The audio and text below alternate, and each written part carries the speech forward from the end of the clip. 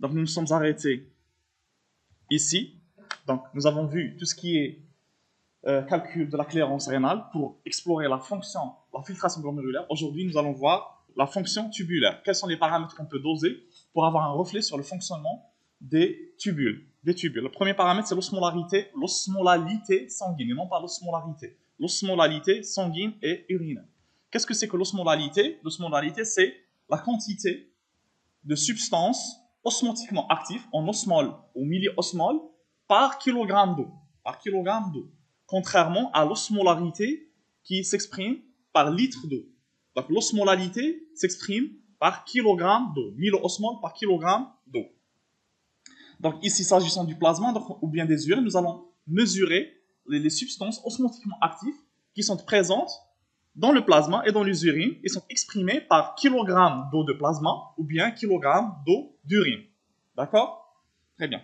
Donc, sa valeur tient compte des substances osmotiquement actives. Et dans le sang et les urines, ces substances-là sont le sodium, le glucose et l'urée.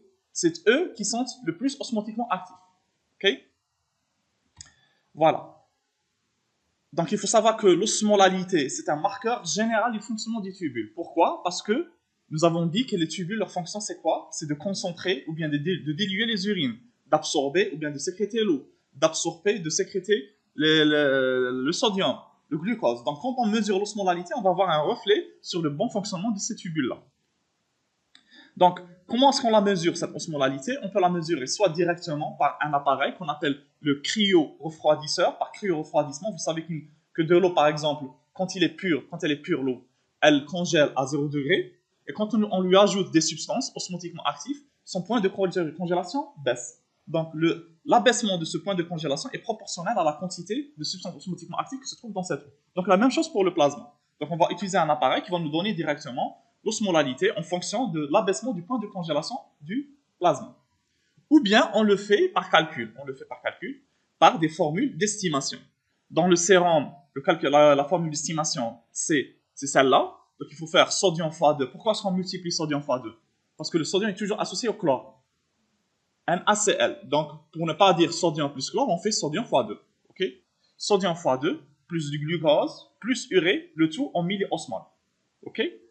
Ou bien, dans les urines, on fait 2 fois sodium-potassium plus glucose plus urée. Ça, c'est dans les urines, pour calculer l'osmolalité. Et les valeurs normales sont pour le plasma de 280 à 300 milliosmoles par kilogramme d'eau de plasma. Et pour les urines, elles varient. Pourquoi? Parce que les urines, en fonction de l'état physiologique, d'hydratation ou de déshydratation, sa quantité d'eau va diminuer, va être régulée. Donc, elle varie de 500 à 1200 milliosmoles par kilogramme. Donc, il faut savoir que le rapport osmolalité urinaire, osmolalité plasmatique peut nous distinguer entre une insuffisance rénale aiguë, organique et fonctionnelle. Donc, lorsque le rapport est inférieur à 1, ça veut dire que nous sommes devant une insuffisance rénale aiguë organique. Lorsqu'il est supérieur à 1, nous sommes devant une insuffisance rénale aiguë fonctionnelle. Vous allez comprendre par la suite quelle est la différence entre l'aigu organique et l'aigu fonctionnel. Maintenant, il faut se souvenir de ça. Ça va? On continue. Le deuxième paramètre qu'on peut doser, c'est l'ionogramme sanguin et urinaire. L'ionogramme sanguin et urinaire. Quand on dit ionogramme sanguin ou urinaire, c'est la mesure des ions qui sont le sodium, potassium et chlore. Sodium, potassium et chlore dans le sang et dans les urines. Ce calcul-là, ou bien cette détermination, ou bien ce dosage-là, va nous permettre. À quoi il sert l'ionogramme sanguin? Il va nous permettre de calculer l'osmolalité, parce que vous avez vu que l'osmolalité a besoin de sodium et de potassium.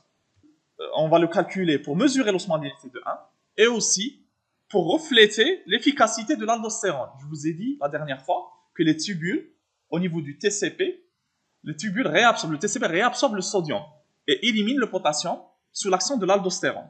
Donc en mesurant ce ionogramme-là, on va voir est-ce que le rein répond correctement à l'aldostérone ou pas. Voilà.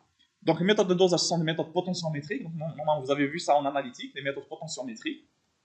Donc l'unité, c'est en millimoles par litre de plasma, ou bien en millimoles par 24 heures d'urine. 24 heures d'urine. Les valeurs de référence pour l'ionogramme, c'est ça. Bon, la natrémie, entre 135 et 145. La kaliémie, 3,5-4,5. Chlorémie, 95-105 millimoles par litre. Pour les urines, natriurie, 220 millimoles par 24 heures. Kaliurie, 25-130 millimoles par 24 heures. Et chlorurie, 50 à 220 millimoles par 24 heures. Vous voyez que le sodium et le chlore sont éliminés d'une manière équimolaire par le rein.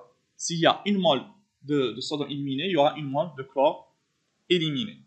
Donc la même chose, ici le rapport sodium urinaire, potassium urinaire, potassium urinaire, s'il est inférieur à 1, ça veut dire que nous sommes devant une insuffisance rénale aiguë fonctionnelle. Vous allez voir tout à l'heure pourquoi. Ça veut dire qu'il y a l'effet de l'aldostérone qui est en train de se faire. Ça veut dire que le rein n'est pas malade. Il est en train de lutter contre quelque chose. Il répond à l'aldostérone. OK? Mais si le rapport il est supérieur à 1, ça veut dire que il n'y a pas de réponse à l'aldostérone. Il y a une fuite sodée au niveau urinaire. Ça veut dire qu'ici, il y a une insuffisance rénale et la cause, c'est le rein qui est malade. Ça veut dire qu'on est devant une insuffisance rénale aiguë organique. OK? Compris?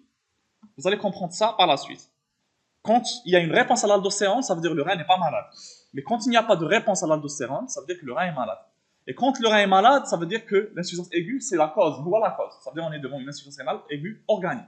Et quand ce n'est pas le rein qui est malade, ça veut dire qu'il y a une autre cause externe au rein. Ça veut dire que nous sommes devant une insuffisance rénale aiguë fonctionnelle. Souvenez-vous de ça. Mesure du pH maintenant. Troisième paramètre, c'est la mesure du pH. Donc vous savez que les tubules, comme on l'avait vu, intervenaient dans la régulation acido-basique en sécrétant des protons, en réabsorbant aussi des bicarbonates. Donc quand il y a altération de ce fonctionnement-là, il y a répercussion sur le métabolisme, bien sûr l'équilibre acido-basique. Donc il est utile de doser le pH pour voir un petit peu cet équilibre-là. Donc le rein participe, comme je viens de le dire, dans l'équilibre acido-basique en éliminant des protons, en réabsorbant des bicarbonates, le tampon. OK? Donc méthode de dosage aussi, ce sont des méthodes potentiométriques à l'aide d'un pH mètre. Et les valeurs sont pour le sang de 7,38 à 7,45. C'est le pH. Et pour les urines, généralement, les urines sont acides. Pourquoi? Parce qu'il y a une élimination des protons dans les urines. Donc ça veut dire qu'elle est acide par rapport au sang. Donc généralement, son pH est de 5,3 à 7,2. Donc quand il y a augmentation, ou bien plutôt diminution du pH sanguin et alcanisation des urines, ça veut dire qu'il y a un problème. Ça veut dire que les protons ne sont pas en train de s'éliminer correctement. Donc ça veut dire qu'il y a ici un rein qui ne fonctionne pas correctement. Ou plus précisément, les tubules du rein qui ne fonctionnent pas correctement. Ça va, vous arrivez à comprendre? Ça va. Très bien.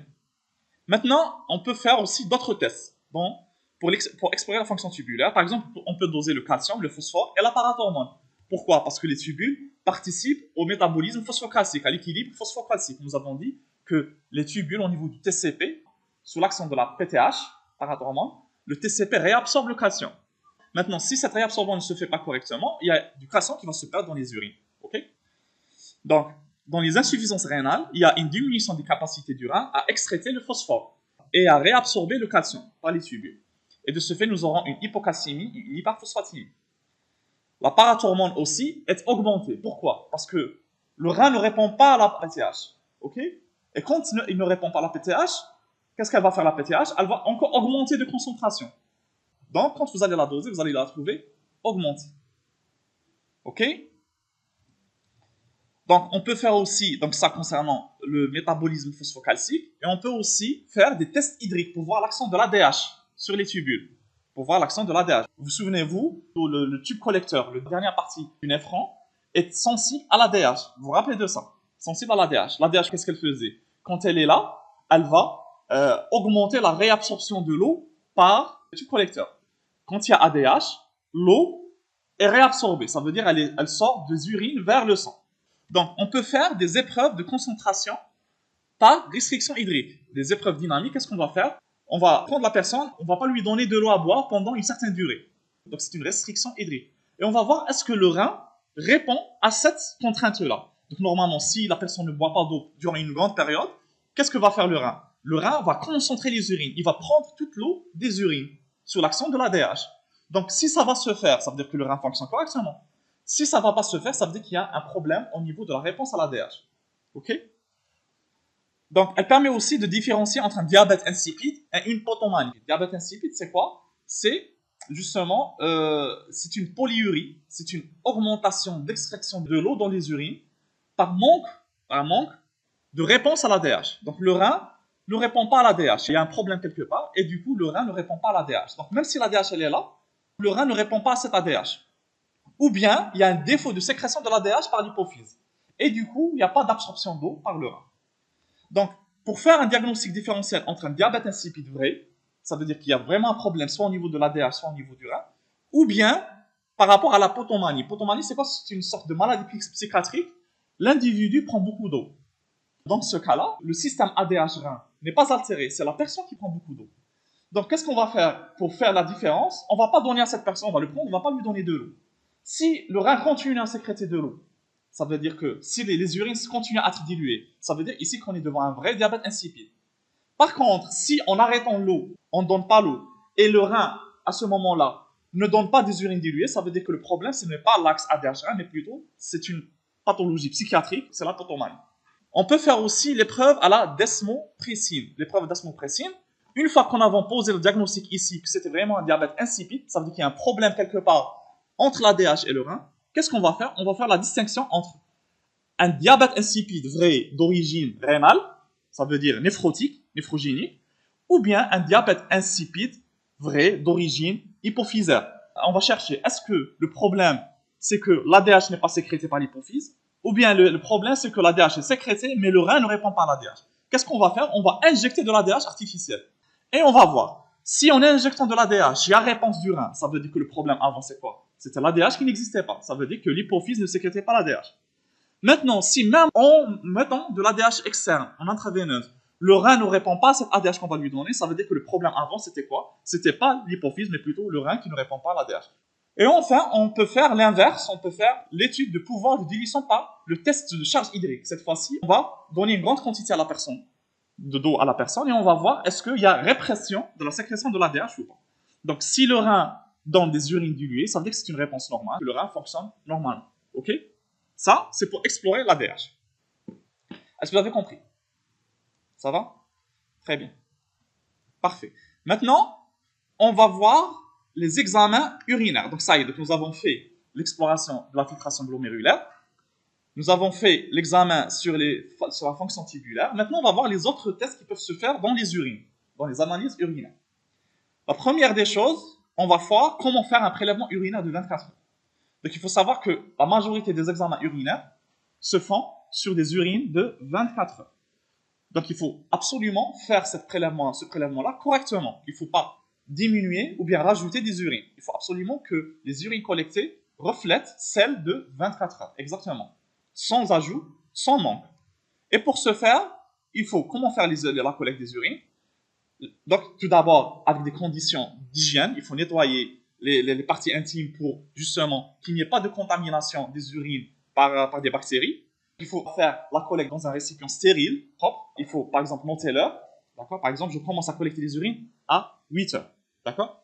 À 8 heures du matin, les premières urines ne sont pas collectées, elles sont jetées. Et ensuite, tout au long de la journée, après ça, les urines sont collectées. Tout au long de la journée. Jusqu'à le lendemain à 8 heures.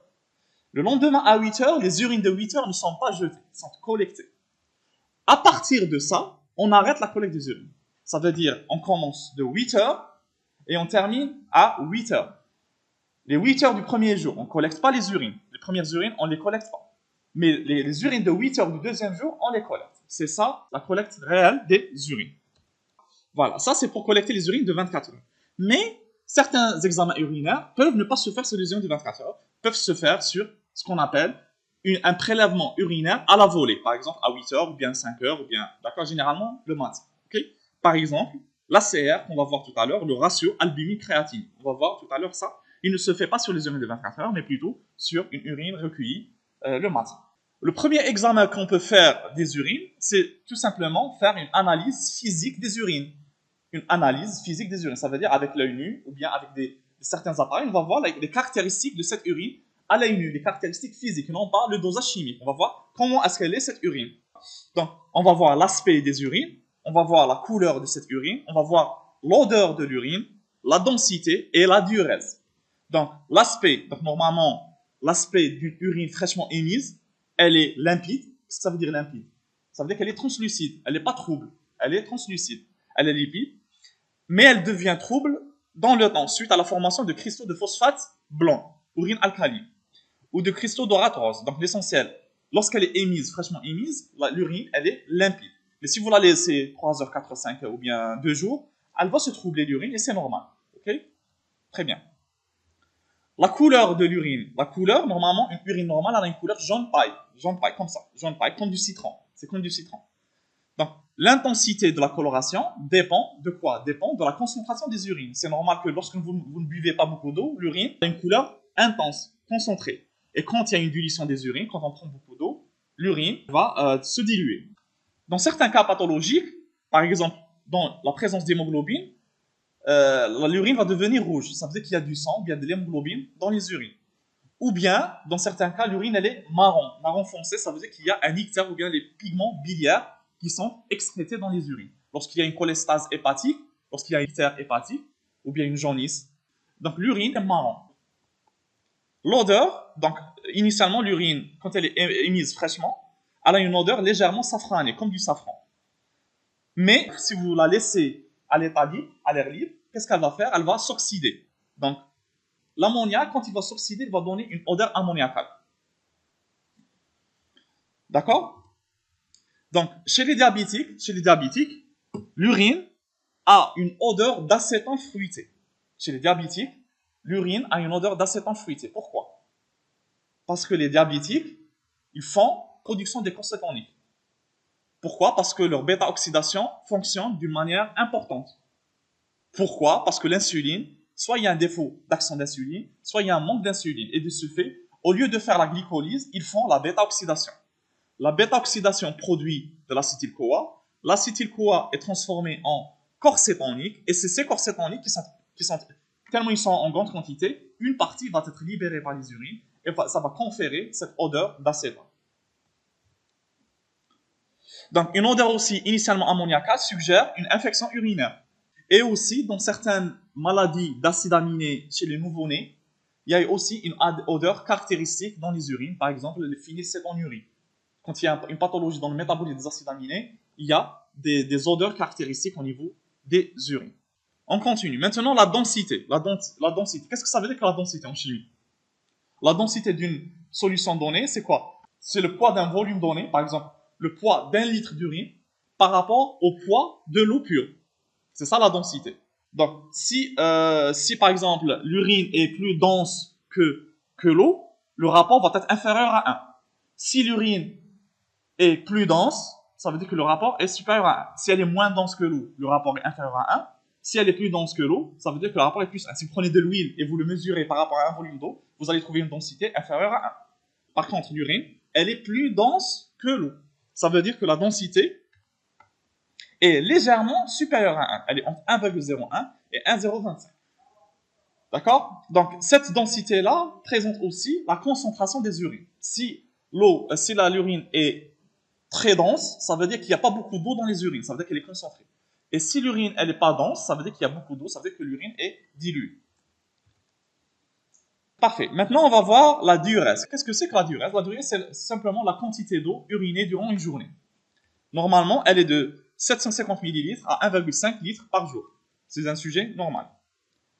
Donc, on parle de polyurie. Ça veut dire qu'il y a excès d'extraction des urines durant la journée si la diurèse dépasse les 2,5 litres par jour. Par exemple, diabète insipide. Ok? Diabète insipide. Ou bien diabète vrai. Diabète insipide, ce n'est pas un problème de glucose, mais plutôt, c'est un problème au niveau soit de l'ADH, soit de la réponse à l'ADH. Et aussi, vous pouvez aussi trouver une polyurie dans le diabète vrai, le diabète sucré. Vous avez aussi l'oligurie, diurèse inférieure à 500 ml par jour. Et anurie, lorsqu'il n'y a pas ou peu d'urine, presque pas d'urine, diurèse inférieure à 100 ml par jour. Par exemple, dans les insuffisances rénales aiguës, il y a une anurie ou bien une oligurie. Ça va? Très bien. Maintenant, ça, c'est l'analyse physique. Maintenant, on va voir l'analyse chimique rapide des urines. Elle se fait grâce aux bandelettes urinaires. Quand on est pressé, on ne peut pas faire des dosages qui prennent du temps. Donc, qu'est-ce qu'on va faire, par exemple, en réanimation ou bien en médecine interne? Quand on suspecte, par exemple, un diabète, nous n'allons pas faire un dosage.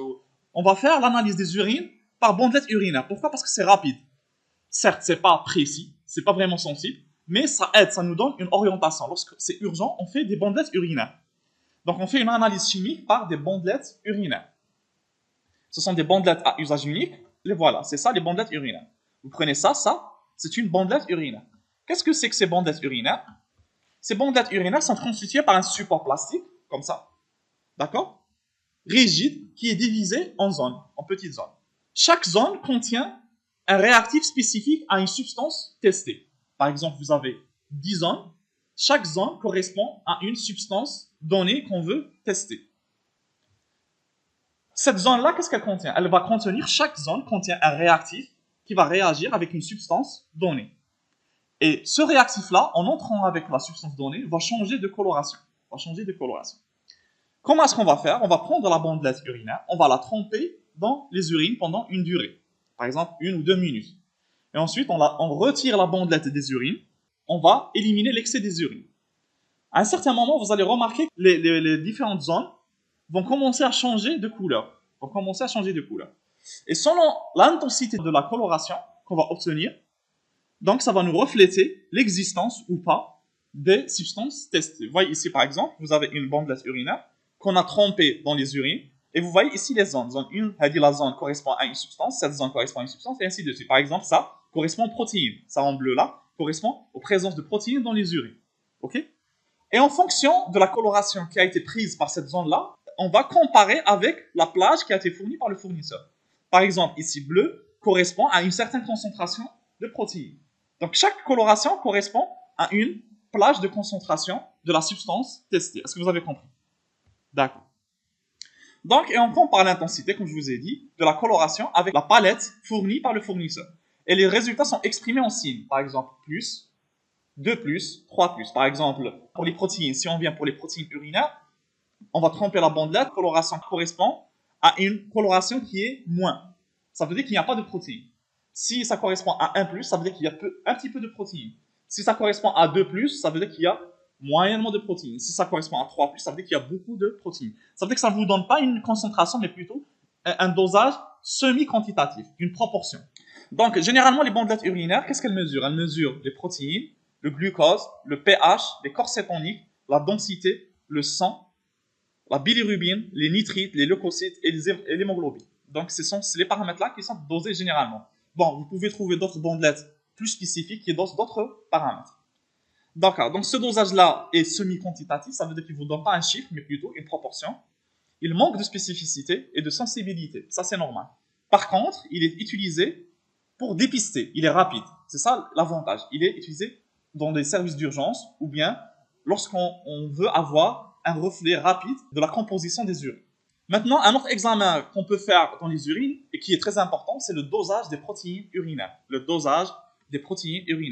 Le but, pourquoi est-ce qu'on va aller doser les protéines urinaires? Pour rechercher une protéinurie pathologique. Qu'est-ce que ça veut dire protéinurie pathologique? Nous avons vu l'autre fois que le rein n'éliminait pas beaucoup de protéines par les urines.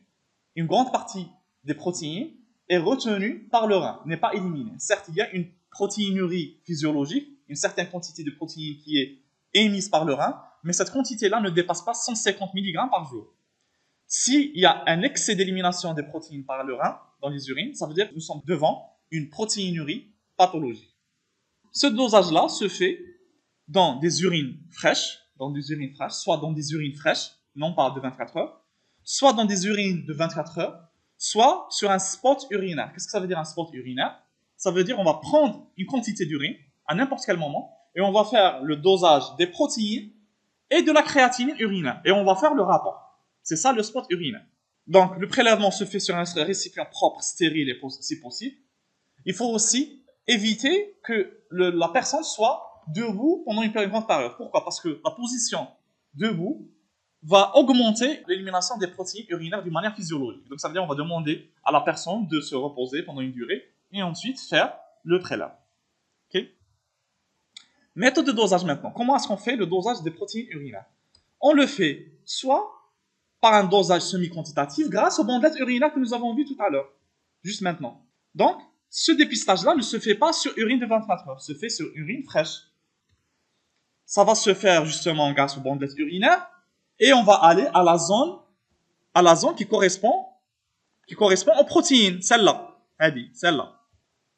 Donc cette zone-là, qu'est-ce qu'elle contient dans la bandelette urinaire? Elle contient un réactif qui correspond aux protéines, qui réagit avec les protéines, qui est le le bleu de bromophényl. Ce bleu de bromophényl va varier de coloration, va changer de coloration du jaune vers le bleu. S'il y a du protéine, il va basculer, sa coloration va basculer du jaune vers le bleu. Donc, plus on a une intensité de coloration bleue, plus on a de protéines.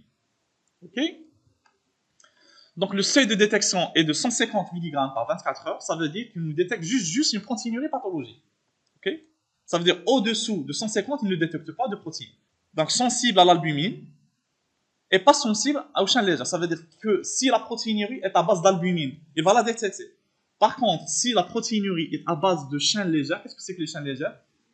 Voilà, c'est la partie légère des immunoglobulines. Il ne va pas détecter. Alors que normalement, il devrait la détecter. Pourquoi? Parce que les chaînes légères, ce sont aussi des protéines. Donc, s'il y a des chaînes légères dans les urines, c'est une protéinurie.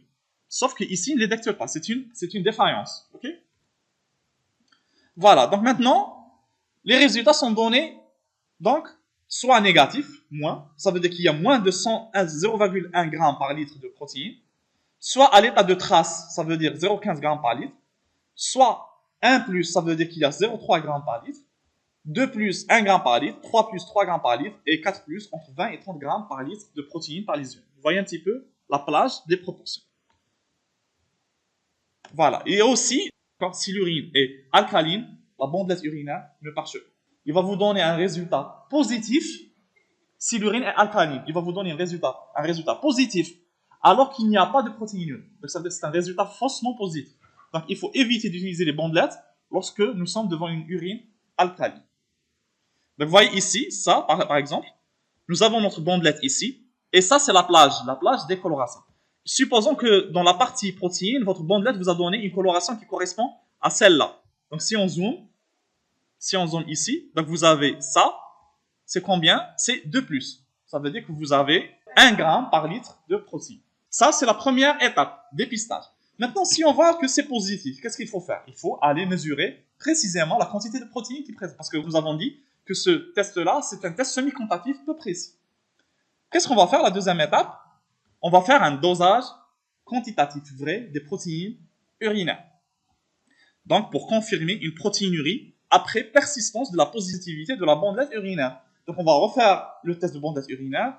Si ça reste positif, donc à ce moment-là, il faut aller doser les protéines urinaires d'une manière plus précise. Okay? Le dosage peut se faire par des techniques colorimétriques, à l'aide du rouge du pyrogalol ou bien de bleu de Koumassi. Ce sont des réactifs de dosage des protéines. On les appelle soit le rouge de pyrogalol ou bien le bleu de Koumassi. Ce sont des dosages spectrophotométriques normaux.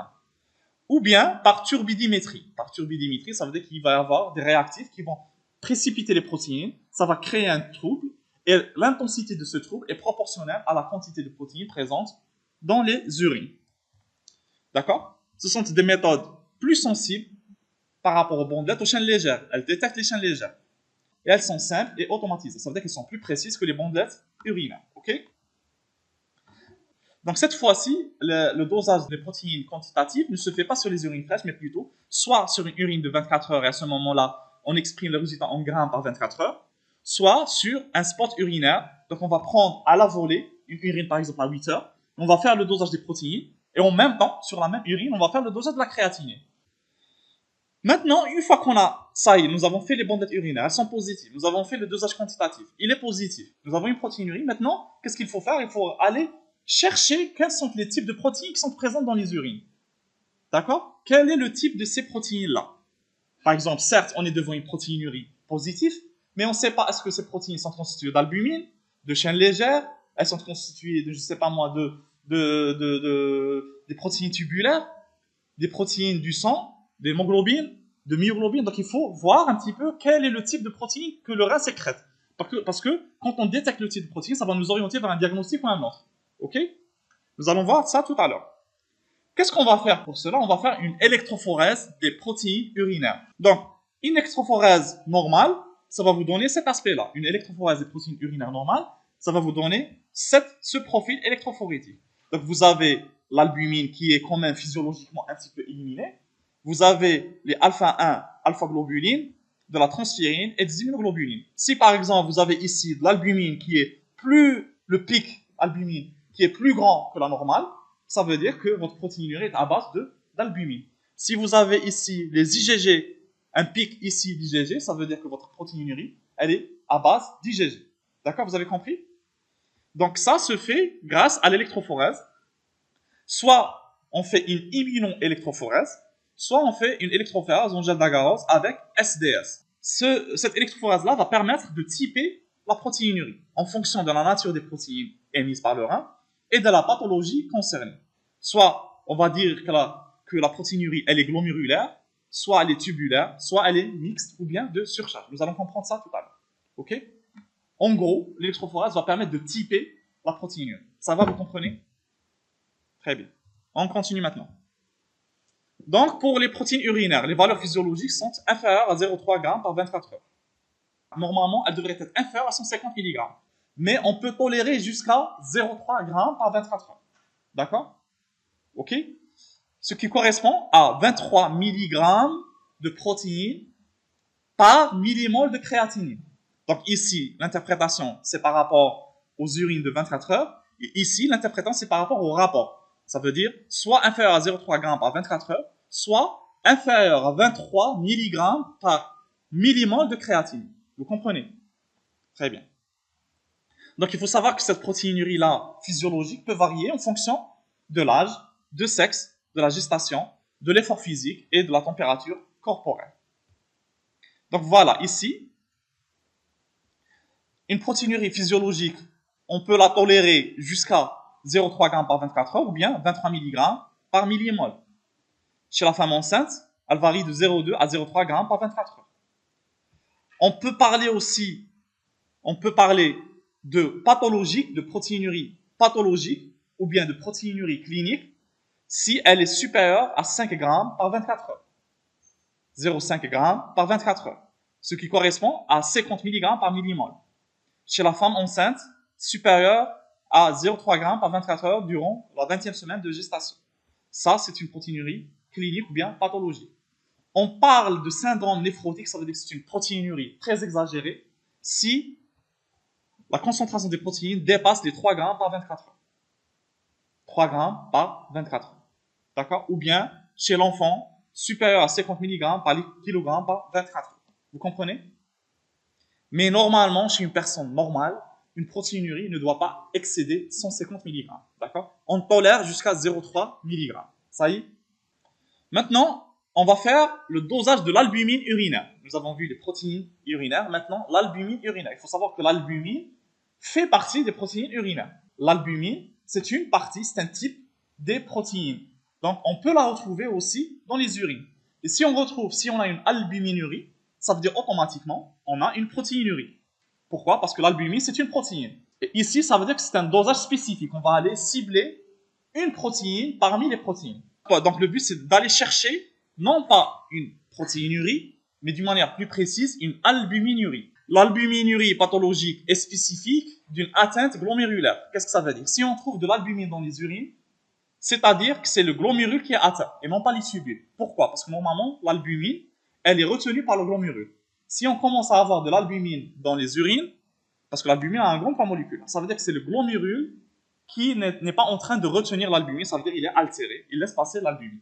L'importance de l'albumine, de doser l'albumine est importante pour voir quoi? Pour voir l'évolution des maladies rénales. Si nous sommes devant une insuffisance rénale chronique, vous allez voir, on peut la suivre avec l'albuminurie. On peut la suivre par l'albuminurie.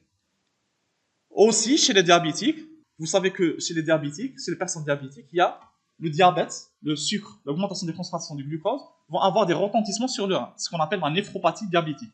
Au bout d'un certain temps de développement du diabète, le diabétique va développer des atteintes rénales, des néphropathies diabétiques. Donc on va mesurer l'albuminurie pour suivre un petit peu ces néphropathies diabétiques. Et aussi, c'est un marqueur cardiovasculaire chez le diabétique. Pourquoi? Parce que le diabétique, en plus de la néphropathie diabétique, présente un risque cardiovasculaire, présente un risque de faire un infarctus du myocarde et un risque de faire un AVC. Donc, en mesurant l'albuminurie, on va voir un petit peu le risque. Si on a une albuminurie importante, ça veut dire qu'il y a un risque cardiovasculaire important. Le prélèvement, la même chose, peut se faire sur urine de 24 heures ou bien sur un spot urinaire et à ce moment-là, on parle d'ACR, ACR pour albumine, créatinine, ratio. Albumine, créatinine, ratio. La même chose que les protéines. Sur récipient propre, si possible, et stérile. Méthode de dosage, cette fois-ci, ça se fait par immunoturbidimétrie et non pas turbidimétrie. simple. Immunohistochimie, on ne va pas ajouter du réactif, on va ajouter des anticorps qui vont venir précipiter l'albumine et en fonction du trouble que ça va produire, ça va refléter la concentration de l'albumine. Ou bien par immunonéphélimétrie. C'est une méthode aussi analytique qu'il faut revoir. Très bien. Ces méthodes sont sensibles, automatisables, utilisées en routine pour doser l'albumine dans les urines. Résultat exprimé en milligrammes par 24 heures. Ou bien, si on est devant un ACR, la même chose que les protéines, nous l'exprimons par milligrammes par millimole de créatine. Ça va? Très bien. L'ACR, ce fameux ACR, le rapport, actuellement, les recommandations internationales recommandent l'utilisation de l'ACR. Pourquoi? Pour pallier justement aux erreurs de collecte des urines. Parce que nous avons que, quand on collecte des urines, nous allons faire des erreurs. Des fois on ajoute, des fois on diminue. Donc il vaudrait mieux ne pas faire les collectes des urines, faire le fameux rapport, on dose l'albumine urinaire, on dose la créatinine urinaire, et on fait le rapport, on aura notre ACR. Ok? Sans collecte d'urine. Donc cette ACR, il est mesuré, c'est des urines fraîchement émises, la matinée. Ok? La variation physiologique maintenant de l'albumine. Donc vous avez une valeur physiologique normale, optimale, c'est comme pour la protéinurie. Optimale, elle doit être inférieure à 15 mg par 24 heures d'albumine. Physiologique tolérée, donc on tolère jusqu'à 15 à 30 mg par 24 heures. Donc ça veut dire normalement elle devrait être inférieure à 15 mg par 24 heures, l'albumine, mais on peut tolérer jusqu'à 30 mg par 24 heures. Ça y est. Pour l'ACR, 1,13 mg par millimole de créatinine et on tolère jusqu'à 3,4 mg par millimole de protéine. Vous comprenez ce que je dis? Très bien. Pathologique faible, ça veut dire légèrement. On est devant une pathologie d'albuminurie légère. De 30 à 300 mg par 24 heures, on parle de microalbuminurie. C'est important. Microalbuminurie. Entre 30 et 300 mg par 24 heures. On parle de macroalbuminurie. Si c'est supérieur à 300 mg par 24 heures. Et on parle de syndrome néphrotique si ça dépasse, l'ACR dépasse 226 mg par millimole ou bien millimole de créatinine. D'accord? Donc, ça, ce sont les stades d'albuminurie. A1, c'est quand tout va bien. A2, c'est le premier stade. Et A3, quand c'est le troisième stade. Maintenant, ça, c'est bon. Nous avons fini avec les urines. Maintenant, nous allons explorer la fonction endocrine. Ça va être rapide. Hein? La fonction endocrine. Nous avons dit que le rein avait aussi une fonction endocrine. Qu'est-ce que nous allons faire? Nous allons doser la rénine. Donc ici, nous allons explorer la capacité du rein à sécréter de la rénine, à produire de la rénine. Donc c'est pour explorer le système rénine-angiotensine-aldostérone et la capacité du rein à sécréter la rénine. Le dosage peut être soit direct de la rénine, ça veut dire on va doser la rénine d'une manière massive, on va dire qu'il existe tant microgrammes de rénine par litre de sang. D'accord? C'est un dosage massif. Par immunologie. Ou bien, on va faire un dosage indirect de la rénine. Pourquoi? Parce que la rénine, en réalité, c'est une enzyme. On ne va pas doser la masse de la rénine, mais plutôt, on va doser l'activité de la rénine. On va doser l'activité de la rénine. L'activité de la rénine est proportionnelle à sa concentration massive. Si vous avez beaucoup de rénine, vous avez beaucoup d'activité de rénine, et ça reflète. OK? Très bien. On peut aussi doser l'EPO, l'érythropoïétine, pour voir si le rein synthétise l'EPO. Ça se fait par des méthodes immunologiques.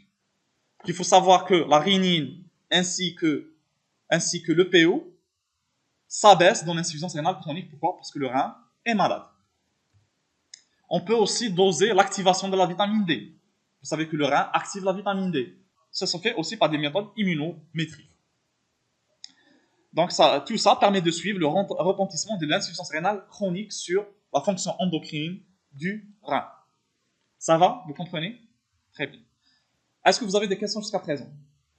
Vous avez compris? Donc ici, nous avons fini avec l'exploration. Donc je vous ai fait toute l'exploration. Glomérulaire, tubulaire, les examens urinaires, ainsi que la fonction endocrine. Ça va? Des questions? Parfait. Maintenant, on va voir les pathologies de manière très brève. On ne va pas donner toutes les pathologies, parce que le rein, les pathologies rénales, c'est de la néphro. On ne va pas faire de la néphrologie. On va faire seulement les plus importantes et d'une manière très brève. Tout d'abord, on commence avec l'insuffisance rénale aiguë. Insuffisance rénale aiguë. Qu'est-ce que c'est que l'insuffisance rénale aiguë? C'est une altération brutale en quelques heures, quelques jours ou bien quelques semaines de la fonction rénale. Ça veut dire que la fonction rénale au préalable était bonne et d'un seul coup, il y a altération de la fonction rénale. Ça, c'est aigu. Donc, cette insuffisance rénale aiguë, elle se caractérise par quoi? Une diminution brutale du DFG. D'accord? Du débit de filtration glomérulaire.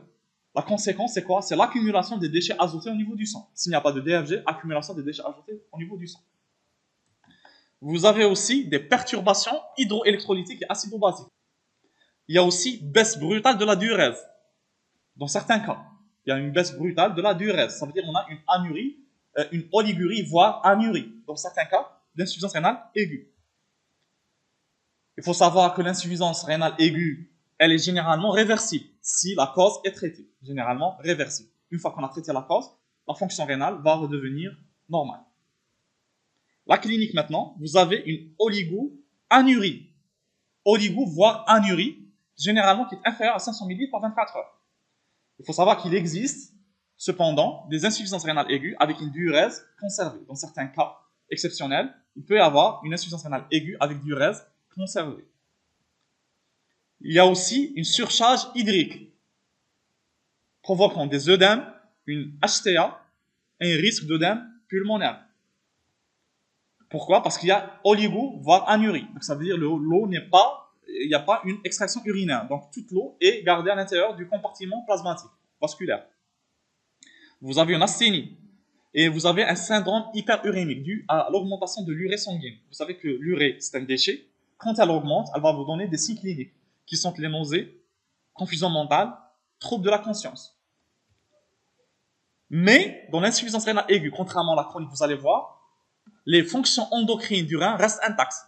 Les fonctions endocrines du rein restent intactes. Ça veut dire qu'il n'y a pas d'anémie et il n'y a pas d'hypocalcémie. Pourquoi il n'y a pas d'hypocalcémie? Parce que la vitamine D continue à être activée.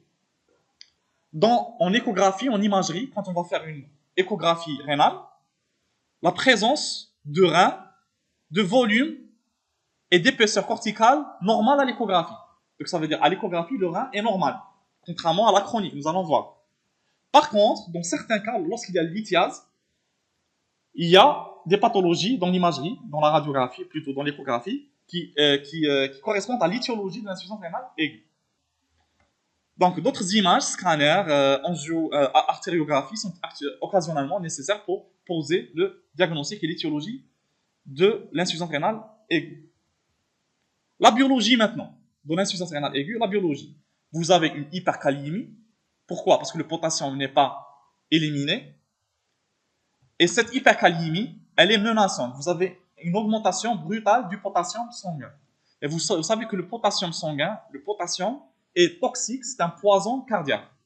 Lorsqu'il est augmenté, on risque d'avoir des arythmies cardiaques. Donc elle est menaçante si ça dépasse les 6 millimol par litre. Donc il faut surveiller avec le CG. Donc si ça dépasse 6 millimol par litre, il faut absolument faire une dialyse pour éliminer l'excès de potassium. L'urée augmente rapidement, augmente plus que la créatinine. C'est pour ça que nous avons dit autrefois que l'urée est plus sensible dans l'insuffisance rénale aiguë que la créatinine. Créatinine augmentée. Vous avez une acidose métabolique. Pourquoi? Parce que les protons ne sont pas éliminés par les tubules, donc pH sanguin diminué. Et les bicarbonates du sang aussi ne sont pas réabsorbés, sont éliminés par les urines, donc diminution. L'étiologie. Quelle est la cause maintenant de cette insuffisance rénale aiguë? Donc, on peut avoir l'insuffisance rénale aiguë fonctionnelle. Vous vous rappelez, insuffisance rénale aiguë fonctionnelle. On peut l'appeler aussi pré-rénale. Pré-rénale. Ça veut dire que le problème, ce n'est pas le rein. Le rein est normal. Le problème, c'est avant le rein. Et plus précisément, le débit sanguin qui arrive au rein n'est pas suffisant. Ça veut dire qu'il y a une diminution, une baisse d'irrigation du rein par le sang. Et de ce fait, le sang qui n'arrive pas au rein n'est pas filtré. Et de ce fait, nous avons une insuffisance rénale aiguë, d'accord, qui est fonctionnelle et non pas organique. Vous comprenez? Quand est-ce qu'on a justement ce déficit d'irrigation? Donc d'abord, représente à peu près 40 à 50% des insuffisances rénales aiguës. Il n'y a pas d'atteinte structurelle du rein. L'insuffisance est due à une chute de la pression de filtration dans le glomérule, à cause d'anomalies hémodynamiques. Par exemple, insuffisance cardiaque. Le cœur ne pompe pas assez le sang. Insuffisance hépatique. Quand on est devant une insuffisance hépatique, il n'y a pas de production d'albumine. Quand il n'y a pas de production d'albumine, l'eau vasculaire va se retrouver dans le milieu interstitiel. Parce que la pression oncotique exercée par l'albumine, il n'y a pas. Et du coup, vous allez tomber dans l'hypovolémie plasmatique. Donc, défaut d'irrigation du rein. Hypovolémie dans l'état de choc, par exemple une hémorragie, ou bien une sténose des artères rénales. Dans certaines artériopathies, l'artère rénale est sténosée, donc elle est bloquée. Il n'y a pas de sang qui arrive au rein. Okay, donc tout ça vous donne une insuffisance rénale aiguë fonctionnelle.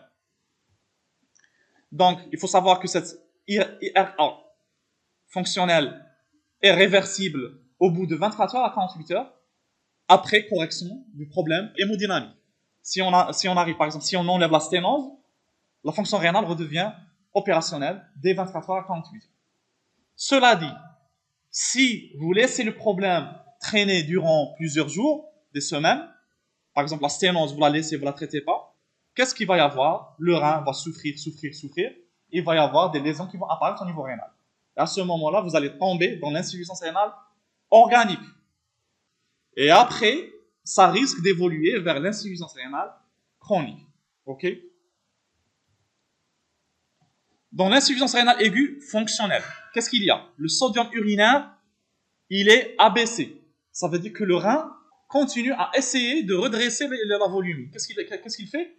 Il réabsorbe tout le sodium sous l'action de l'aldostérone. Pourquoi? Parce que lorsqu'il y a hypovolémie, ça veut dire qu'il y a sécrétion de rénine et sécrétion d'aldostérone qui va venir exercer sa fonction sur le rein. Et elle va demander au rein d'absorber le sodium. Et puisque le rein il fonctionne, qu'est-ce qu'il va faire? Il va réabsorber le sodium. Ça veut dire l'élimination sodique au niveau des urines, elle est faible, inférieure à 20 mmol par litre. Et quand vous allez faire le rapport sodium urinaire sur potassium urinaire, vous allez trouver un rapport qui est vraiment effondré. Pourquoi? Parce qu'il n'y a presque pas de sodium dans les urines. Il a complètement réabsorbé le rein pour essayer, parce que vous savez que l'eau suit le sodium. S'il réabsorbe le sodium, il va espérer que l'eau urinaire suit le sodium, et de ce fait, il va y avoir restauration de la volumétrie sanguine. Ok? Donc, ça, c'est le reflet de l'action de l'aldostérone pour compenser l'hypovolémie. De la même manière, l'urée urinaire divisé par l'urée plasmatique est supérieur à 10. Ça veut dire quoi? Ça veut dire que l'urée au niveau urinaire est très concentrée. D'un autre terme, ça veut dire que quoi? Ça veut dire que le rein essaye de tirer toute l'eau des urines pour restaurer la volumétrie. Sous quelle action? Sous l'action de l'ADH. Sous l'action de l'ADH. Et de ce fait, l'urée urinaire est concentrée et la créatinine urinaire est concentrée. Lorsque vous allez faire urée urinaire divisé par urée plasmatique, vous allez trouver un rapport supérieur à 10. Et quand vous allez faire créatinine urinaire, créatinine plasmatique, vous allez trouver un rapport supérieur à 30. Donc ça, c'est l'action de l'ADH pour réabsorber de l'eau et compenser l'hypovolémie. Ça y est? Donc ici, qu'est-ce que vous allez avoir? Vous allez avoir une urine qui est très concentrée. Très concentrée. Dans l'insuffisance rénale aiguë fonctionnelle. Ça y est? Maintenant, on va voir l'insuffisance rénale aiguë organique. L'insuffisance rénale aiguë organique ou parenchymateuse. On l'appelle aussi parenchymateuse. C'est à peu près l'autre moitié des insuffisances rénales aiguës. Elle est due par une nécrose tubulaire aiguë. 90% des cas. C'est pas la nécrose tubulaire aiguë, c'est justement lorsque le rein n'est pas irrigué. Lorsque le rein n'est pas irrigué d'une manière prolongée, donc c'est-à-dire on était en insuffisance rénale aiguë fonctionnelle par hypovolémie, et on n'a pas réglé le problème, qu'est-ce qu'il va y avoir? Il va y avoir une nécrose tubulaire aiguë. Ça veut dire qu'on va basculer vers l'insuffisance rénale aiguë organique, comme je vous ai dit tout à l'heure. Ok? Et ça représente 90% des cas. On peut avoir aussi des atteintes glomérulaires, des atteintes tubulo-interstitielles tubulaires, ou bien dues à des atteintes vasculaires. C'est plutôt, non pas les tubules des néphrons qui sont atteints dans l'atteinte vasculaire, mais plutôt le réseau péritubulaire ou bien les différentes artérioles glomérulaires qui sont atteintes. Ou bien, dans le cas de néphrotoxine, ça veut dire quand on prend des substances qui sont toxiques au rein. Par exemple, certains médicaments, certaines substances toxiques. Donc, dans l'insuffisance rénale aiguë organique, c'est le contraire. Le rein, il est malade, ne répond pas à l'aldostérone. Donc, le sodium est éliminé dans les urines et le rapport sodium-potassium est supérieur à 1. Donc, le sodium, quand il est éliminé, il se trouve dans les urines. Donc, quand vous allez faire sodium urinaire, potassium urinaire, vous allez le trouver supérieur à 1, contrairement à ici. Donc, ici, c'est le reflet de l'inactivité de l'aldostérone. De la même manière, il ne répond pas à l'ADH. Donc l'urée urinaire, elle est diluée. Pourquoi? Parce que l'eau n'arrive pas à être réabsorbée par l'ADH. Donc le rapport ici, inférieur à 10. et le rapport créatinine urinaire plasmatique inférieur à 30. Ok? Donc, reflet de non-concentration de l'urine par le rein. Ça veut dire une inaction par rapport à l'ADH. Compris?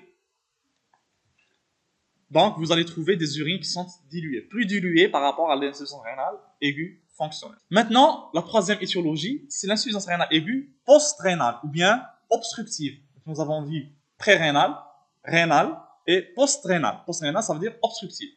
Représente 10% des insuffisances rénales aiguës. Elle est causée par un obstacle au niveau des voies excrétives de l'urine. Donc, ça veut dire que vous avez un obstacle dans l'appareil urinaire, quelque part. Ça veut dire que l'urine est formée correctement, mais à un certain moment, elle n'arrive pas à être évacuée en dehors de l'organisme. Vous avez un blocage soit au niveau des urtères, soit au niveau des urètres, soit au niveau quelque part dans l'appareil urinaire. D'accord? Quand je dis post-rénal, ça veut dire qu'on est sorti du tube collecteur. Ça veut dire qu'on est soit dans les calices, soit dans le bassinet, soit dans l'urtère, soit dans l'urètre.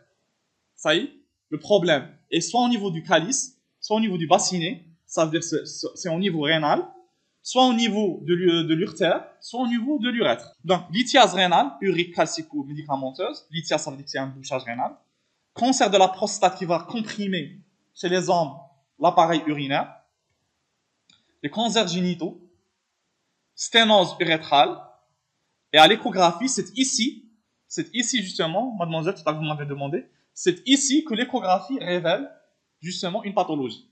Dans tous les autres insuffisances rénales aiguës, il n'y a pas de pathologie à l'échographie. Mais par contre, ici, l'échographie est parlante.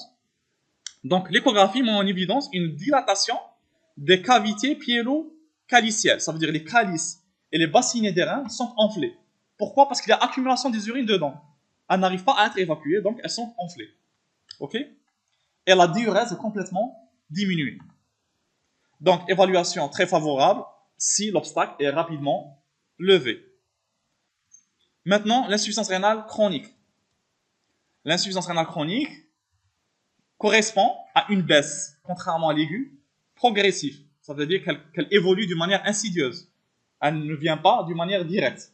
Donc, progressive. Permanente. Plus de 3 mois. Il faut que l'évolution soit... Il ne faut pas qu'elle vienne, après elle part. Quand elle s'installe, elle est là. Elle ne part pas. D'accord? Et elle évolue durant 3 mois, minimum. Et elle est aussi irréversible. Ça veut dire que lorsqu'elle s'installe, il n'y a plus guérison. Ok? Cette destruction de la fonction rénale correspond à quoi? Correspond à la destruction irréversible du capital néphrotique. Ça veut dire que ce sont les néphrons qui vont commencer un par s'altérer. Lorsque quelques-uns des néphrons s'altèrent, la fonction rénale est normale. Et au fur et à mesure qu'il y a destruction des néphrons, il y a justement baisse de la fonction rénale et installation de l'insuffisance rénale chronique, qui est irréversible. Donc l'insuffisance rénale chronique se caractérise par l'incapacité définitive des reins à faire quoi? À éliminer les déchets de l'organisme par baisse progressive du DFG. Cette fois-ci, le DFG ne va pas s'abaisser d'une manière brutale, mais va s'abaisser au cours des années d'une manière progressive. Ok? Il y a aussi une altération des fonctions de réabsorption tubulaire et de sécrétion tubulaire, donc la fonction tubulaire du rein. Il y a aussi altération de la fonction endocrine, contrairement à l'insuffisance rénale aiguë. Dans l'insuffisance rénale chronique, la fonction endocrine, elle est altérée. La clinique, elle est insidieuse. Insidieuse, ça veut dire qu'elle évolue d'une manière lentement. On ne la voit pas venir. La personne paraît normale, tout est normal, mais au bout de quelques années, il y a installation d'une manière progressive de l'insuffisance rénale chronique. Pourquoi est-ce qu'elle est insidieuse? Pourquoi? Parce que le rein a des mécanismes d'adaptation. Lorsqu'il y a un capital néphrotique qui a disparu, le rein, qu'est-ce qu'il va faire? Il va augmenter son activité, il va développer des systèmes de compensation pour justement rétablir le DFG, rétablir la fonction tubulaire, rétablir la fonction endocrine. Et de ce fait, ça ne se voit pas. Mais à un certain moment, quand le capital néphrotique est vraiment diminué, à ce moment-là, il n'y a plus de possibilité de réadaptation, et à ce moment-là, il y a insuffisance rénale chronique. Donc, insidieuse grâce au mécanisme de compensation que met en place le rein. Elle évolue ensuite en stade, donc elle va évoluer en stade jusqu'à l'insuffisance terminale qui est inéluctable. Ok? Très bien. Il y a aussi, donc, dans la clinique, perturbation du métabolisme osseux. Pourquoi? Parce que non seulement le rein n'arrive pas à réabsorber le potassium par les tubules, fonction tubulaire altérée, mais aussi la vitamine D n'est pas activée et de ce fait, s'il n'y a pas de vitamine D, il n'y a pas d'absorption intestinale du calcium, il n'y a pas de minéralisation des os, il y aura donc dégradation des os, ce qu'on appelle l'ostéodystrophie rénale. Ostéodystrophie rénale. Vous avez aussi le PO qui n'est pas sécrété et de ce fait, vous avez une anémie normochrome, normocytaire à régénératif. Normochrome, normocytaire à régénératif, ça veut dire que les cellules sanguines n'arrivent pas, plutôt les globules rouges n'arrivent pas à se diviser pour produire les érythrocytes. Il y a aussi l'altération hydroélectrolytique. Pourquoi? Parce qu'il n'y a pas de système de rénine qui fonctionne. La rénine ne fonctionne pas. Il n'y a pas de réponse à l'aldostérone. Donc, perturbation de l'hémostasie hydroélectrique et aussi l'acido-basique. Vous avez des HTA et vous avez aussi des œdèmes.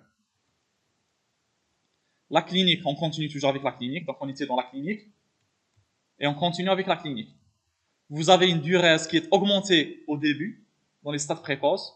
Et justement, cette augmentation de la diurèse, c'est l'un des moyens que dispose le rein pour justement compenser la perte néphrotique. Au début, le rein, qu'est-ce qu'il va faire? Il va augmenter la diurèse pour favoriser un petit peu l'épuration sanguine. Okay? Pour compenser la perte des néphrons. Mais à des stades avancés, cette diurèse elle-même va être effondrée. Donc vous avez oligurie au stade terminal. Vous avez aussi une accumulation, non pas aiguë, mais chronique des déchets azotés, avec atteinte neurologique, nausées et vomissements. Vous avez aussi, contrairement à l'aigu, des dyslipidémies, d'accord, des retards de croissance chez l'enfant, une anorexie et des insuffisances cardiaques qui peuvent s'installer. Donc, le diagnostic, une filtration, un DFG qui est inférieur à 60 ml par minute par 1,73 m², pendant minimum 3 mois. Vous avez une albuminurie positive. Et vous avez aussi à l'échographie, contrairement à l'aigu, des anomalies morphologiques à l'échographie rénale. Asymétrie de taille entre les deux reins, contour bosselé des reins, reins de petite taille, etc., etc. Donc vous voyez que dans l'insuffisance rénale chronique, tout le temps, il y a des atteintes morphologiques. Donc il y a association de ces trois paramètres pour poser le diagnostic d'insuffisance rénale chronique. Donc début de filtration glomérulaire inférieur à 60 ml par minute, vous avez une albuminurie et vous avez aussi une radiographie qui est parlante. Biologie, vous avez une hypercalémie, une hyponatrémie au stade avancé. Au début, vous n'avez pas ça. Au début, dans les stades précoces, il n'y a pas d'hypercalémie, il n'y a pas d'hyponatrémie. Ça n'apparaît qu'au stade précoce. Plutôt, stade avancé. L'urécréatinine et l'acide urique augmenté. Vous avez l'hypocalcémie et l'hyperphosphatémie, justement, c'est ce qui va provoquer l'ostéodystrophie rénale. Vous avez un pH sanguin qui est abaissé et les biocarbones abaissés, ce qui va provoquer une acidose métabolique. Dans certains cas, plutôt, le plus souvent, vous avez une hématurie et une leucocyturie. Ok? Hématurie, leucocyturie. Qu'est-ce que ça veut dire hématurie? Vous allez trouver des globules rouges au niveau urinaire. Et leucocyturie, vous allez trouver des globules blancs au niveau urinaire. L'étiologie. Pourquoi est-ce qu'il y a une insuffisance rénale aiguë, chronique? Donc, il résulte soit de la non-récupération après une insuffisance rénale aiguë, soit de l'évolution d'une maladie rénale. Donc, pas généralement, dans certains cas, l'insuffisance rénale aiguë, surtout dans les nécroses cellulaires aiguës, peuvent, si elles ne sont pas traitées, s'il n'y a pas rétablissement, peuvent évoluer vers l'insuffisance rénale chronique. Donc, au début, c'était fonctionnel, ensuite ça devient aigu organique, ensuite ça devient chronique. Okay? Ou bien, ce n'est pas dû à une insuffisance rénale aiguë, mais plutôt à une maladie rénale qui s'est installée. Généralement, ce sont les néphropathies vasculaires et hypertensives. La cause principale de l'atteinte d'avoir une insuffisance rénale chronique, c'est l'HTA. L'HTA, quand une personne a de l'hypertension artérielle chronique qui évolue depuis plusieurs années, fort possible, c'est un facteur de risque pour évoluer vers une insuffisance rénale chronique. Parce que le rein est en train de souffrir. Quand il y a une HTA, le rein souffre. Et ça peut donner une insuffisance rénale chronique. Vous avez aussi les néphropathies diabétiques. Chez les personnes diabétiques, peuvent développer une néphropathie rénale, ce qui va aboutir à une insuffisance rénale chronique. On peut avoir aussi des néphropathies héréditaires. Ça veut dire que l'insuffisance rénale chronique est héréditaire chez la famille, notamment dans les polykystoses rénales. On peut avoir aussi des glomérulonéphrite chroniques dues à l'auto-immunité, des maladies auto-immunes, métaboliques, ou bien des infections, ou bien d'une manière héréditaire, ou bien des néphropathies interstitielles chroniques, dues justement à l'auto-immunité, post-infection ou médicamenteuse. Donc les infections, le système immunitaire et ainsi que l'hérédité peuvent vous donner des insuffisances rénales chroniques. Très bien. Au stade de l'insuffisance rénale chronique, donc maintenant, on a dit que l'insuffisance rénale chronique évolue en stade. Évolue en stade. Ça veut dire qu'il y a plusieurs stades de l'insuffisance rénale chronique. Et les stades de l'insuffisance rénale chronique sont définis par quoi? Alors, quelqu'un peut me dire? Par la clairance, toujours par la clairance. D'accord, donc on va le faire grâce à la clairance rénale, et on le fait aussi grâce à l'albuminurie. Donc l'albuminurie, elle permet de suivre la néphropathie diabétique, elle permet de voir les atteintes cardiovasculaires chez le diabétique, et elle permet aussi de faire quoi? De classifier les stades de l'insuffisance rénale chronique. Elle est importante, l'albuminurie. Donc en fonction de l'albuminurie et de la fonction rénale et du DFG, on peut faire classer les stades. Voilà. Donc vous avez, donc ici par exemple, si nous sommes ici dans cette case-là, ici vous avez, donc de ce côté-là, vous avez les différents stades du DFG, catégories par rapport au DFG. Vous voyez ici G1, G2, G3A, G3B, G4, G5. Donc supérieur à 90, vous êtes en G1, 60, 90, vous êtes en G2, donc légèrement abaissé, et ainsi de suite, jusqu'à la phase terminale où le DFG, la clairance, est inférieure à 15 ml par minute. D'accord? Et en parallèle, de l'autre côté, vous avez l'albuminurie. Vous avez ici albuminurie optimale, normale, inférieure à 30 mg par gramme de créatinine, ou bien 30 à 300 mg par gramme de protéines, ou bien supérieur à 300 mg. Ok? Donc vous voyez ici, ça c'est l'ACR. D'accord? Donc si nous sommes ici en vert, ce qui est en vert, ça veut dire les personnes qui sont ici, elles ont quoi? Elles ont un DFG qui est très bien, et elles n'ont pas d'albuminurie. Les personnes qui sont ici, elles ont un DFG moyen et une albuminurie moyenne. Et les personnes qui sont ici, par exemple, non, ici. Ici, vous avez un DFG qui est normal. Par contre, vous avez une albuminurie qui est augmentée. Donc, ce type-là, le type de personnes qui sont ici, les personnes qui sont ici, malgré qu'ils ont un DFG normal, on les classe dans une insuffisance rénale chronique. Vous comprenez? De la même manière, si vous êtes ici et vous avez un DFG qui est inférieur à 15, et malgré que vous n'avez pas d'albuminurie, vous êtes dans une insuffisance rénale chronique. Vous comprenez? D'accord? Donc ça veut dire ça évolue en parallèle. Donc il faut les deux pour justement voir un petit peu les stades de l'insuffisance rénale chronique. Compris? Très bien. Maintenant, on va passer rapidement et brièvement aux protéinuries pathologiques. Donc, contrairement à la protéinurie physiologique qui est inférieure, nous avons dit, à non pas 150 mg, on va dire 300 mg par 24 heures. Ok? Donc, j'ai mis ici la valeur optimale à 150 mg, mais on peut tolérer jusqu'à 300 mg par 24 heures. Cette protéinurie physiologique, pourquoi est-ce que le rein, normalement, nous avons dit que le rein réabsorber toutes les protéines. Normalement, on devrait trouver 0 protéines dans les urines. Mais physiologiquement, à l'état normal, on peut trouver une certaine quantité de protéines. Pourquoi? Parce que vous voyez ici, donc on est dans le glomérule. Dans le glomérule, dans le sang, donc normalement, nous avons jusqu'à 70 grammes par litre de protéines dans le sang, qui n'est pas filtré, avant d'arriver au rein, avant d'arriver au glomérule. Nous avons 70 grammes par litre de protéines. Une fois qu'il traverse le glomérule, une grande partie des protéines va être retenue. Ce sont généralement les protéines de haut point moléculaire.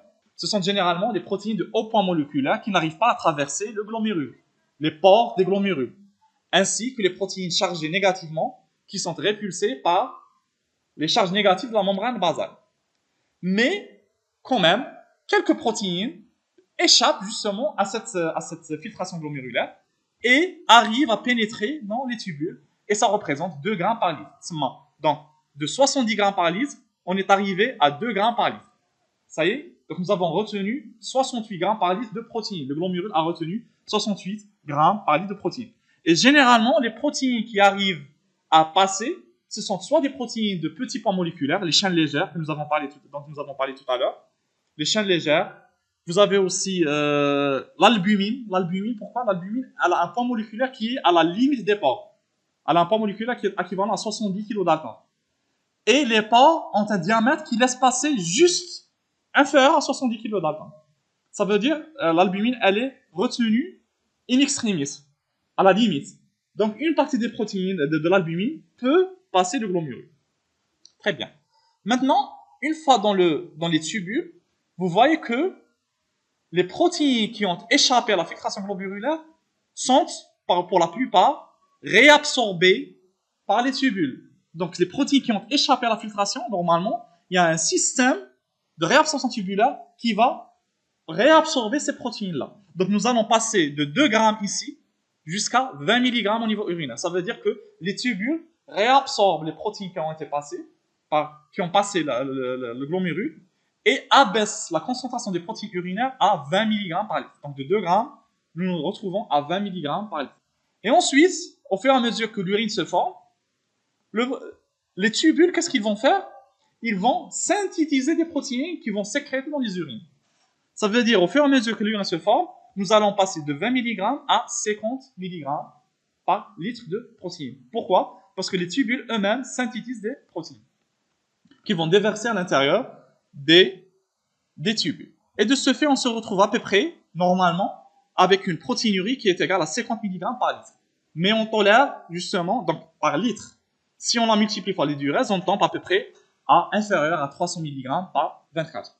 Ok? Et les protéines urinaires, ce sont ceux-là. Donc vous avez les protéines de Tam-Harsfall. Ceux-là, ce sont les protéines, justement, qui sont synthétisées par les tubules. Elles présentent la majorité des protéines urinaires. Vous avez l'albumine qui n'a pas été réabsorbée par les tubules, et vous avez d'autres types de protéines de faible poids moléculaire qu'on peut retrouver dans les urines. Ça y est? Donc, une protéinurie pathologique correspond à une protéinurie qui est supérieure à 300 mg par 24 heures. Ok? Maintenant, ces protéinuries pathologiques, on va les classer. Ces protéinuries pathologiques, elles peuvent être de plusieurs formes. Donc, protéinurie pathologique, elle peut être soit rénale, soit pré-rénale, soit post-rénale. On va commencer par les rénales. Ça veut dire ici, le problème, c'est le rein, et non pas autre chose. C'est le rein qui est altéré, qui est malade, et qui laisse passer des protéines. Elle peut être, donc quand le rein est malade, il peut être malade soit au niveau du glomérule, soit au niveau du tubule, soit glomérule et tubule. Ça veut dire mixte. Quand c'est glomérulaire, c'est-à-dire quoi? C'est-à-dire que c'est les pores glomérulaires ou bien les charges glomérulaires qui sont altérées. Ça veut dire quoi? Ça veut dire que le glomérule laisse passer des protéines de haut point moléculaire qui normalement devraient retenir. Et quand il va les laisser passer, qu'est-ce qu'il va y avoir? Les tubules ne peuvent pas réabsorber une grande quantité de protéines. Ils vont réabsorber tant qu'ils peuvent, mais ils ne peuvent pas réabsorber de grosses quantités qui échappent à la filtration glomérulaire. D'accord? Donc ça veut dire la cause ici, c'est le glomérule. Et généralement ici, les protéines qu'on va retrouver lorsqu'on va faire une électrophorèse, justement, on va retrouver de l'albumine, surtout, et on va retrouver aussi une grande quantité de protéines de haut point moléculaire. Ça veut dire qu'on va savoir que, puisque ce sont des protéines de haut point moléculaire, donc le défaut, c'est où? C'est au niveau du glomérule. Parce que voilà, c'est le glomérule qui devrait normalement retenir les protéines de haut point moléculaire. Et généralement ici, la protéinurie, elle est supérieure à 2 grammes par 24 heures. Vous voyez un petit peu. Elle peut être tubulaire, c'est-à-dire que le glomérule fonctionne normalement, mais les tubules n'arrivent pas à réabsorber les protéines qui ont échappé physiologiquement au glomérule. D'accord? Et généralement ici, la protéinurie, elle est inférieure à 1 gramme par 24 heures. Et elle peut être mixte. Elle peut être mixte, ça veut dire que les deux, non seulement que le glomérule laisse passer des protéines, mais aussi les tubules ne réabsorbent pas les protéines. Donc elle est mixte, et généralement ici, on a une protéinurie qui est entre 1 et 2 grammes par 24 heures généralement. D'accord? Très bien. Maintenant, lorsqu'elle est glomérulaire, elle peut être soit sélective, soit non sélective. Quand on dit sélective, ça veut dire que elle laisse passer seulement, le glomérule laisse passer seulement l'albumine. Ça veut dire que l'atteinte n'est pas aussi importante pour laisser passer des protéines de haut point moléculaire. Ça veut dire qu'il y a une légère altération qui ne laisse passer que l'albumine. Ok? Et elle peut être non sélective, ça veut dire qu'on va retrouver notamment l'albumine, mais aussi d'autres types de protéines de haut poids moléculaire. Ça y est, ça c'est quand c'est rénal. Maintenant, elle peut être pré-rénale. Pré-rénale, ça veut dire que le rein il est normal. Mais le problème c'est quoi? C'est en amont. En amont, notre organisme produit beaucoup de protéines. Des protéines de bas point moléculaire qui peuvent passer le glomérule, qui peuvent passer les glomérules. Par exemple, les chaînes légères de Benz-Jones. Les chaînes légères de Benz-Jones, comme je vous ai expliqué tout à l'heure, dans le cas des maladies hématologiques où il y a une grande production d'immunoglobuline et de grande production de chaînes légères d'immunoglobuline. Quand on se retrouve avec une grande concentration d'immunoglobuline dans le sang, automatiquement, elles vont passer le glomérule et les tubules n'arrivent pas à les réabsorber complètement. On va les retrouver au niveau urinaire. Ça y est? On appelle ça les protéinuries de surcharge. Ça veut dire que le rein n'arrive pas, tellement il y a beaucoup de protéines dans le sang, il n'arrive pas à les réabsorber toutes. Vous avez aussi l'hémoglobine. Quand est-ce qu'on retrouve de l'hémoglobine? Vous savez, dans certaines maladies, on a ce qu'on appelle l'hémolyse intravasculaire. L'hémolyse intravasculaire, ça veut dire qu'il y a une dégradation du globule rouge qui est précoce. Et de ce fait, vous allez vous retrouver avec des taux d'hémoglobine dans le sang importants. Et de ce fait, elles vont traverser le glomérule et elles vont se retrouver au niveau des urines. Vous avez aussi la myoglobine. La myoglobine, c'est quoi? Ce sont les protéines qui se trouvent au niveau des muscles. Lorsque vous êtes devant une rhabdomyolyse, par exemple, une destruction musculaire, la myoglobine, qui va se déverser des muscles, va se retrouver au niveau des urines. Donc vous voyez un petit peu ici, ce n'est pas le rein qui est malade, mais plutôt, il y a une surcharge protéique en amont du rein. Et vous avez aussi post-rénal. Post-rénal, ça veut dire que ce n'est ni le rein, ni une surcharge, mais plutôt après le rein. Donc après qu'il y ait formation d'urine définitive. Ça veut dire que l'urine définitive a été formée, et juste après la formation d'urine définitive, il n'y avait pas de protéines dans les urines. Mais en traversant l'appareil génital et l'appareil urinaire, elle s'est chargée de protéines. C'est-à-dire quoi? C'est-à-dire que c'est dans l'appareil urinaire qu'il y a une lésion qui déverse des protéines. Soit il y a un saignement, soit quelque chose, soit il y a une infection qui va charger les urines en protéines. Est-ce que vous avez compris? Ça veut dire que l'urine définitive dans les tubes collecteurs, elle était normale, mais en traversant l'appareil urinaire pour être excrétée à l'extérieur de l'organisme, elle s'est chargée en protéines. Ça veut dire qu'il y a quelque chose dans l'appareil urinaire qui charge l'urine en protéines. Par exemple, un saignement, dans le cas, par exemple, d'un cancer de vessie, par exemple, okay? Ou bien d'une infection urinaire. Vous avez aussi le syndrome néphrotique. Le syndrome néphrotique, c'est, on va dire, c'est le stade ultime, le stade final d'une protéinurie. Donc, le syndrome néphrotique correspond à une protéinurie qui est supérieure à 3 grammes par jour. D'accord? Une albuminurie qui est albuminémie, donc une protéinurie qui est supérieure à 3 grammes par jour. Donc, puisqu'il y a une perte rénale des protéines, ça veut dire que les protéines sanguines sont abaissées. Donc, on va trouver une albumine sanguine abaissée, inférieure à 30 grammes par litre, et des protéines sanguines qui sont abaissées, inférieures à 60 grammes par litre. On va trouver aussi une hyperlipidémie avec augmentation du cholestérol et des triglycérides dans le syndrome néphrotique. Le tableau clinique est dominé par quoi? Est dominé par des œdèmes mous qui prennent le godet. Pourquoi? Parce qu'il y a une fuite d'albumine au niveau rénal. Toute l'albumine fuit par le rein. Et on avait dit que c'est l'albumine qui assure la pression oncotique au niveau du sang. S'il n'y a pas d'albumine dans le plasma, l'eau du plasma va quitter le plasma pour se déverser dans les milieux interstitiels. Et de ce fait, il va y avoir œdème. Il va y avoir création des œdèmes. Physiopathologie, pourquoi? Parce que généralement, pourquoi est-ce qu'on a ce syndrome néphrotique? Généralement, sont liés à des anomalies fonctionnelles liées à la perte des charges négatives de la membrane basale, ou bien altération des pores du glomérule. Ça veut dire qu'il y a vraiment une altération des glomérules, ou bien vous avez des anomalies d'anatomie qui témoignent souvent d'une maladie sous-jacente du rein. J'espère que vous avez compris. Est-ce que vous avez des questions? Nous avons terminé avec le cours.